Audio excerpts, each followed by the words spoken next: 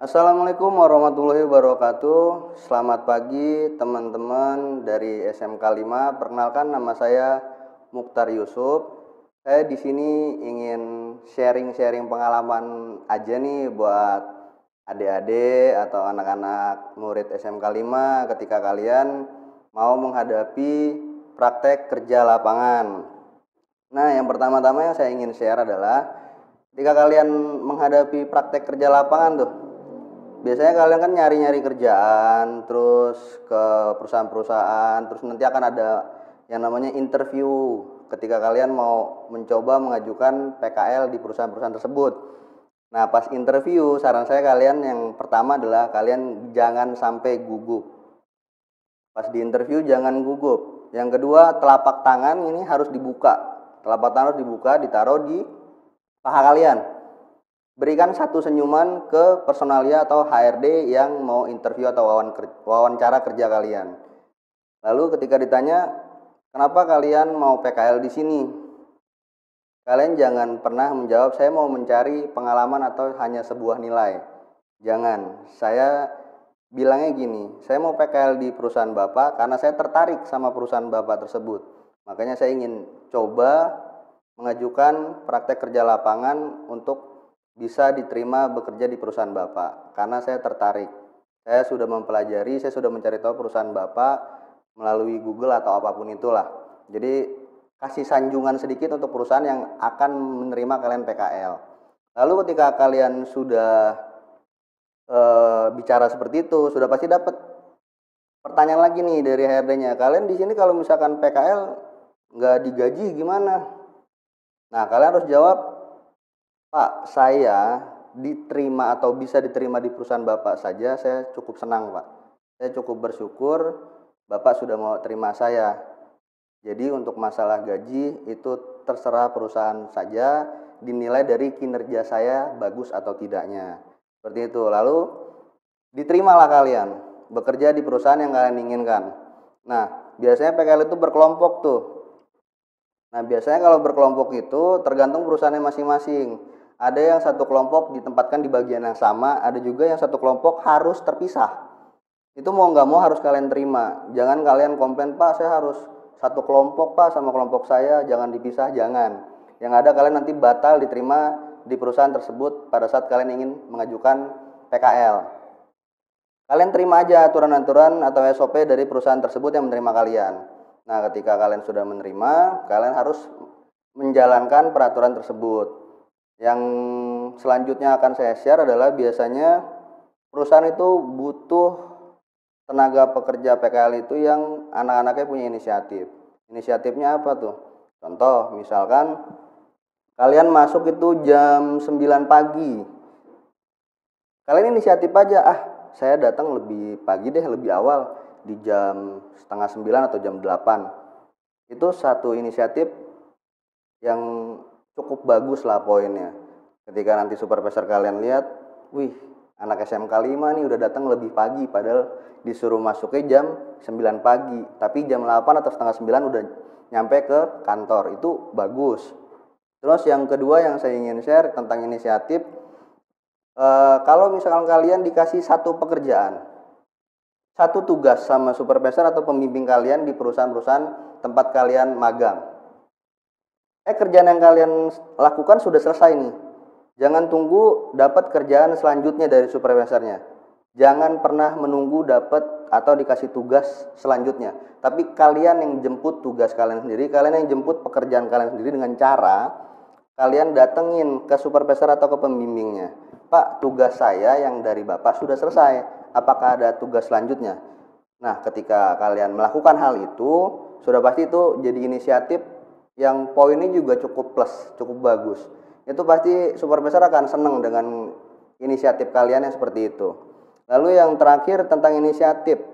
Kalau misalkan seandainya kalian ditempatkan di satu bagian dan alhamdulillahnya itu satu kelompok nih sama teman-teman sekelompok kalian. Tapi ada teman kalian nih, satu atau dua orang yang sering datang telat, sering datang mepet waktu, sering tidak menaati peraturan. Kalian inisiatif aja untuk tegur secara langsung teman-teman kalian yang tidak menaati peraturan di tempat magang di perusahaan-perusahaan yang kalian magang. daripada teman kalian sudah ketahuan sama pembimbing kalian nih, pembimbing PKL kalian di tempat magang kalian, nanti teman kalian ditegur. Nah, biasanya kalau satu atau dua orang yang salah, kalau satu kelompok, nanti takutnya malah jadi jelek semua. Makanya kita harus punya inisiatif tegur teman kita kalau teman kita ada kekurangan. Kalau teman kita inisiatifnya kurang cukup untuk datang pagi, kita ingatkan, lebih enak kita datang pagi ya biar nama sekolah kita bagus. Seperti itu gambarannya.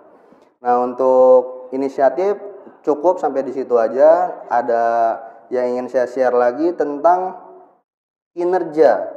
Kinerja yang bagus itu biasanya diciptakan oleh orang-orang yang mempunyai inisiatif-inisiatif yang tadi. Kinerja yang bagus biasanya tuh seperti tidak menunda pekerjaan gitu loh. Tidak menunda pekerjaan, bekerja dengan cepat tapi rapih gitu. Terus tidak berbohong ketika kalian memang dihadapkan di situasi yang harus kalian telat datang ke tempat PKL kalian. Terus kalian harus berbohong. Katakanlah dengan sejujurnya. Contoh, misalkan kalian kesiangan, lebih baik kalian tetap datang daripada kalian harus izin tidak masuk. Bilang aja ke pembimbing kalian, maaf Pak, saya datang telat karena saya kesiangan baru bangun tidur.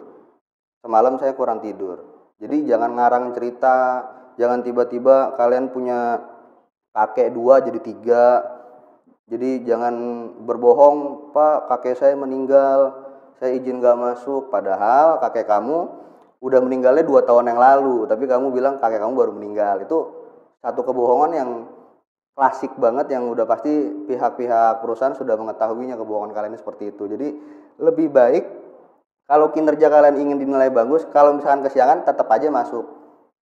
Bilang apa adanya kalau kalian kesiangan, daripada kalian tidak masuk sama sekali atau berbohong.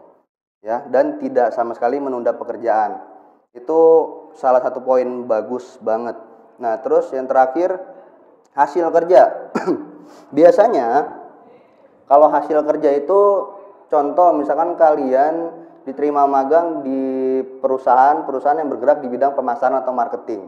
Nah, hasil kerja itu biasanya dinilai dari berapa banyak konsumen yang seneng sama servis kalian.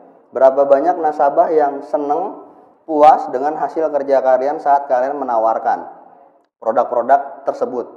Nah, lalu berapa banyak juga penjualan produk saat kalian bekerja atau PKL di tempat bidangnya marketing atau pemasaran. Jadi berapa banyak produk yang terjual itu menjadi hasil kerja kalian. Biasanya kalau kalian diterimanya di tempat-tempat yang bagian pemasaran atau marketing, itu suka ada bonus pundi-pundi uang. Jadi kalau kalian tidak menunda pekerjaan, jualan kalian bagus, sopan santun, attitude-nya juga bagus, sudah pasti kalian akan dapat nilai plus, nilai bagus di sertifikat, lalu kalian juga akan dapat bonus uang. Nah, pesan terakhir dari saya sebelum saya mengakhiri sharing-sharing di pagi hari ini, kalau kalian dapat bonus uang dari hasil kerja kalian yang dinilai bagus sama perusahaan, kalian jangan pernah pelit sama orang tua, apalagi sama yang namanya ibu. Jadi ketika kalian dapat hasil pundi-pundi keuangan, kalian harus kasih tuh ke ibu kalian. Karena semakin baik kalian sama ibu kalian, kalian akan terbuka lebar pintu rezekinya. Seperti itu. Perlakukanlah orang tuamu layaknya raja dan ratu di rumah, agar rezeki kalian juga sama, dapatnya layaknya seorang raja dan ratu di rumah. Tetapi kalau kalian memperlakukan orang tua kalian layaknya pembantu, rezeki kalian juga akan seperti pembantu, segitu-gitu aja. Jadi baiklah dan jangan pernah pelit sama orang tua. Itu aja pesan dari saya. Terima kasih untuk SMK 5, semangat terus belajarnya di tengah pandemi seperti ini. Jangan pernah berhenti untuk belajar, karena tidak ada batas umur dan waktu untuk yang namanya belajar. Oke, semangat. Assalamualaikum warahmatullahi wabarakatuh.